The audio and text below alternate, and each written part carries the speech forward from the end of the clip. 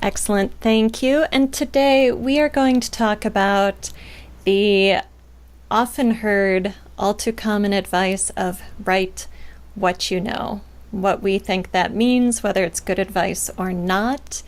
Do you really have to write yourself into your character? Research, experience, we're going to cover all of it briefly, right? Would either of you like to start us off with some thoughts? I got told this just the other day when we were talking about my main character, that my friend was kind of laughing at me and saying, you are your protagonist. And I think it's true that like you sometimes imbue your characters with certain aspects of yourself that you can identify with. And I don't necessarily think that's a bad thing as long as you're not identical to or telling the story as yourself through your protagonist. Mm-hmm. Yeah. Good. Yeah, if you are telling your own story, then you're really venturing into memoir and not a novel. Or maybe it's something experimental, genre bending, like a, memoir/novel. Matt, what is your experience with writing characters? Do you think there's a piece of you in all of them? Yeah, I could definitely see that. But whenever I try to write a character that's like me, it comes out really boring. So I try to avoid doing that.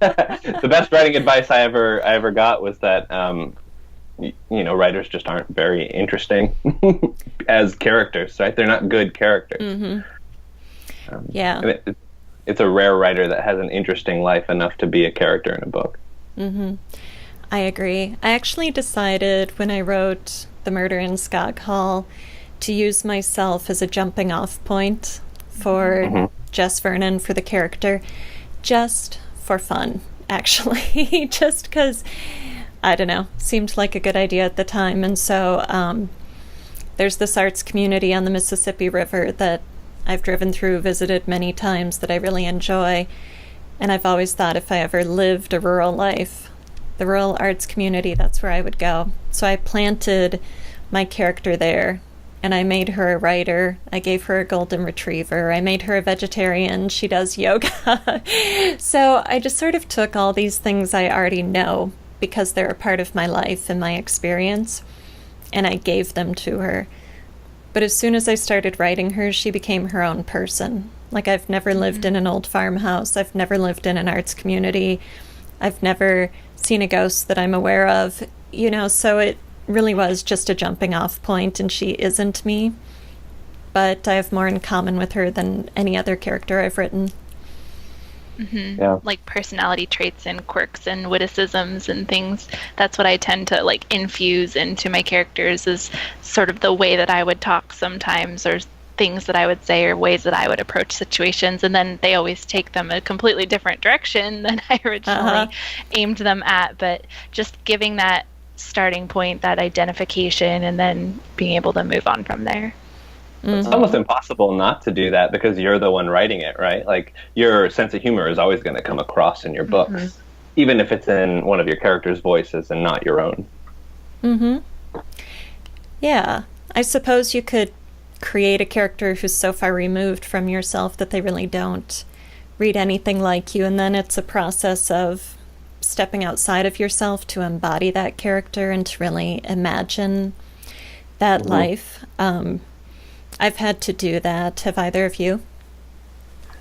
Yeah, I actually think it's easier writing somebody who's not like me at all, because then I don't get confused with who I am and who that character is. They have their own set of habits and mannerisms and personality types, and it's easy to step out of that when I think, okay, this person's not me at all. Whereas if I'm writing a character that's kind of like me, then I kind of get confused sometimes. I end up writing myself instead of that character. So it's nice to have their own profile. Right. A good distinction. I find when I'm writing historical fiction, it's easier to separate the voice because the language is so different. They won't use the slang that we use. Their technology is completely different. And so, plus the rhythm of speech and the formality of it is entirely different. So that's maybe handy when I'm trying to embody that other character and develop that voice, because it forces separation just through time and experience. I also had to get to know my villain in one of my stories, and he was a middle-aged man who was abusing his family. So it was very uncomfortable, but I had to understand him to write his character, even though he wasn't a POV character.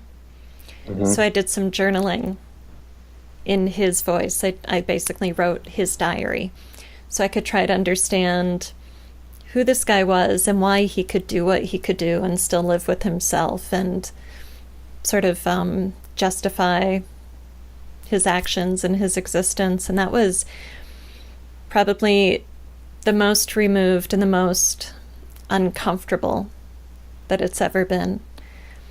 You know, like in Skog Hall, I do write in the villain's POV, but one of them is a vet with PTSD, so there's a little bit of sympathy there. The other guy is a sociopath, and it was more of a interesting exploration. It was, you know. Did you ever get creeped out about it? The father creeped me out. Yeah, the abusive father very much creeped me out. I did not like writing in his perspective. Plus, that was removed from my plot in that he wasn't a point of view character, so it felt intimate. It felt like I was doing it just for my sake, because the reader would never see those diary pages I created. Whereas with the Skog Hall books, I'm writing it for an audience, so it's a little more, it's less intimate and more like I'm the puppet master, you know, pulling the character's strings for the sake of the reader. Whereas with the father, it was like I needed to know him personally. It was strange. Yeah. I know. Does that make sense, or do I just sound like a crazy writer person? No, it does. Yeah. I always wondered, you know, the thriller Silence of the Lambs? Mm-hmm. I always wondered if, I forget the guy's name who wrote it, but I always wondered if he got freaked out writing those books, because he had, and he wrote from their point of view too, so it wasn't just journaling, but I mean, he really had to embody them and like write in their point of view. Or even the guy who wrote, was it American History X? Oh, yeah. Yep. It's just hard, right? Yeah, I mean, and I think that's important to note, is that like we're talking about, write what you know you don't know. Like he's probably never been a serial killer, but he can write from that perspective. So yeah, we can embody characters with ourselves, but we also can step outside of ourselves. I love writing from a male point of view. I'm not a man, you know, but I can still enjoy, you know, writing things from that point of view, and I can still get across a very, you know, distinct male voice without having to be a man first. So yes, yeah, and I'm glad you said that, because it raises the point of you don't have to be something specifically in order to write that character, you know. And I had someone the other day ask me if I was going to write a book with male protagonists, and I thought, I don't know. I've written short stories with male protagonists, and I have male POVs in my books, but I haven't written a novel-length work with a male main character. And I don't know if I would, because of the depth and the involvement. But at the same time, I've written a novel with a medieval French mystic. Like, what do I know about being a medieval French mystic? Like, nothing. Okay, so we're both female. Like, that's it. So I think it's kind of an interesting conundrum, because this sort of fear of people thinking I got it wrong will inhibit me from writing a male protagonist in a novel-length work, but not someone, you know. Yeah. In a different era. Yes. Yeah. That's interesting. How about you? What's your experience with these types of characters? Well, I mean, characters are interesting, but I always found that apart from characters, it was easier to write settings that I knew.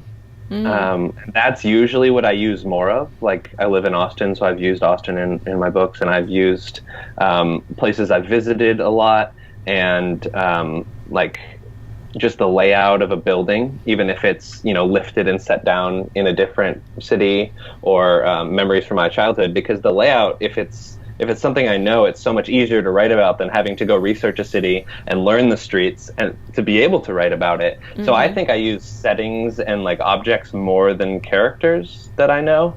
And I find that it's much faster to write like that. You know, I can't imagine, I've never written like a third world fantasy, but those are really difficult because, and I know, Kathryn, you're writing one right now, because you have to first invent the world and then invent the backstory before you can even write a single word. You have to know it very well. So that's like, it's way more work. So if you write in a setting that is familiar to you, it must be much easier. Mm-hmm. So, Kathryn, why are you writing that third world novel?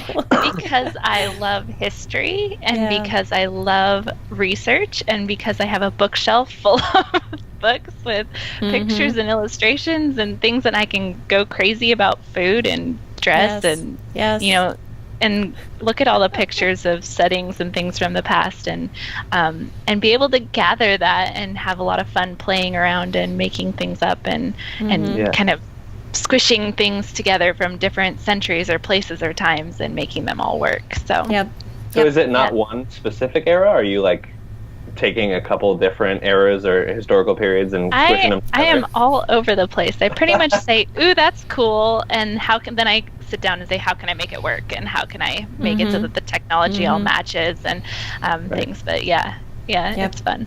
I'm totally bonding with you right now over the like geeking out over the world building, because it's the same with historical fiction, only I've got the pressure of being accurate.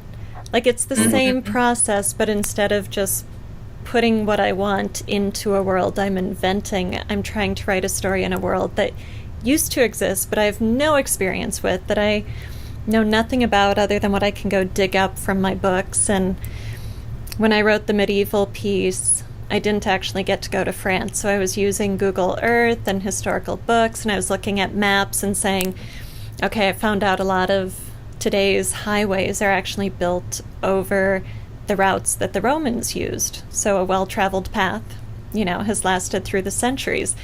So I was looking at like modern maps to trying to figure out kind of the routes, and it's fun to piece all these things together. It's like a giant 3D jigsaw puzzle when you write. Right. What did writers do before Google Maps? You know, Bram Stoker never went to Transylvania, and people have said he got it right. So I guess armchair research, imagination, travelogues, books. Yeah, but you did the same thing, Matt, in the Ariga projects. You have another planet. And a lot of that was based on research. Yeah, but it was also based on, again, a place I went to in my travels, right? I traveled to Mexico, and that's what I used as the blueprint. And then I made the rest of it up. Cool. So, any favorite resources for conducting research? Apart from Google Maps. Apart from Google Earth and Google Maps.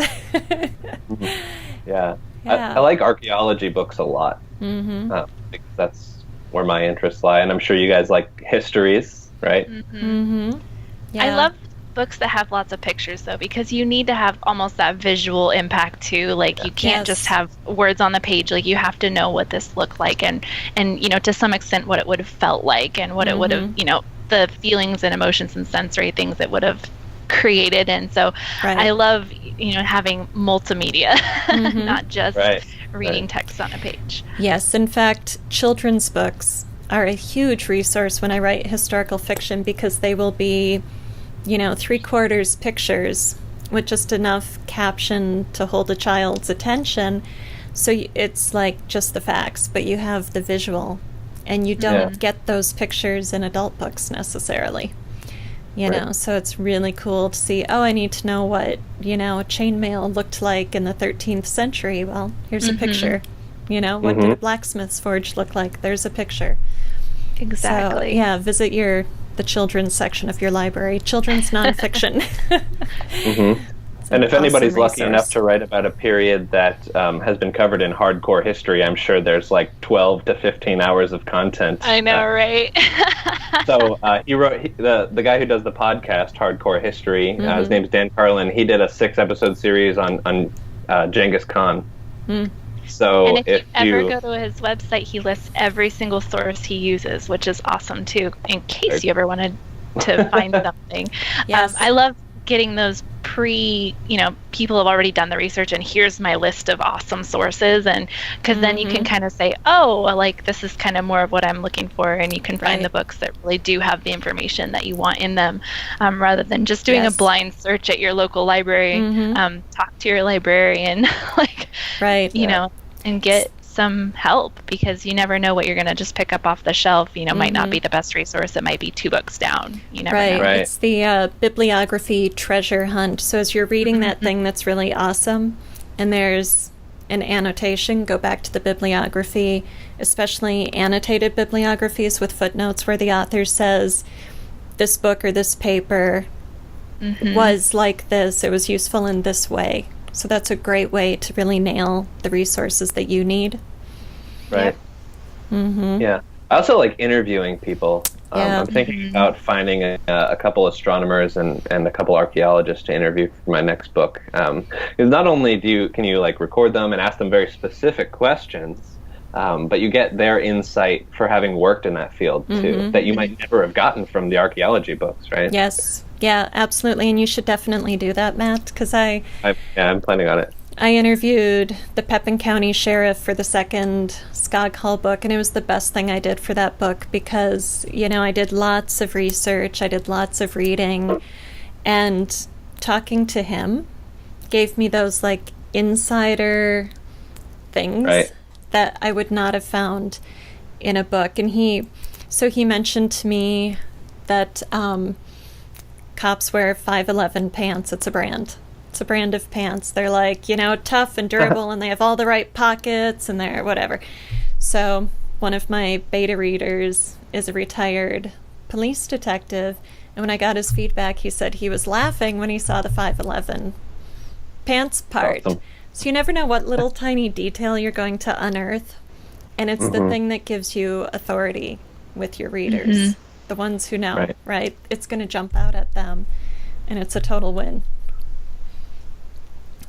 So we are at time. Do either of you have final thoughts on Write What You Know, summary of writing what you know versus research? Right, Write what you know. If you don't know, go find out and immerse yourself as much as you can in it, because the more you know and the better you know it, the more realistic it's going to come across on the page.